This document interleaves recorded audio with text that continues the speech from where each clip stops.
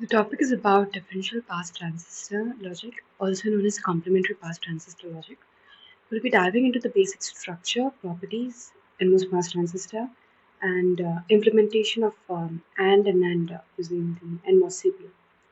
So the basic structure of CPL consists of two parts, that is the true and the complementary part. So the first section consists of A and B with M1 and M2 transistors providing the output of AND operation, and in the second section provides the output of NAND operation. So in the structure, B is applied to the gates of M1 and M3, whereas for M2 and M4 gates, B dash is applied. Here in differential pass transistor logic, it accepts true and complementary inputs and produces true and complementary outputs as well. Hence the name complementary pass transistor is given. And the name differential stands for the availability of both forms of input, true and complementary. Now the complex gates such as adders and XORs can be realized efficiently using differential pass transistors. And the design is of modular in nature. In the differential pass transistor logic circuits, NMOS pass transistors are commonly used. So it is because NMOS transistors generally have lower on resistance during the conduction process. Hence, the transmission can be done with much lesser attenuation.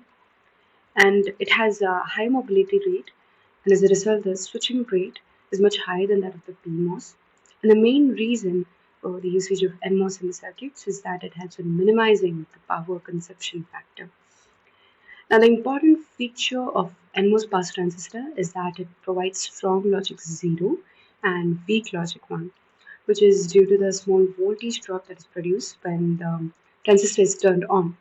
Therefore, the output voltage is always slightly less than that of the input voltage. Say 5 volts may produce as 4.3 volts as the output, if 0.7 volt is considered as the threshold for the NMOS. Now let's dive into the implementation. So for the first circuit shown over here, with A as 0 and B as 1, it must produce the output logic 0. So when B is 1, B dash is 0. Therefore, the B dash that is connected to the gates M2 and M4 is turned off, while the rest, that is M1 and M3, is turned on. And as a result, the logic 0 that is given as input for A produces a strong logic 0 as the output. When considering the complementary input section, that is A bar and B bar, M3 is turned on here, so the output produced is of weak logic 1. So it's in a similar fashion that the other cases are handled with various inputs. So when tabulating the outputs received, we obtain the following, which gives the realization of function of AND and NAND gate using the NMOS CPL. So this was the brief overview of differential pass transistor.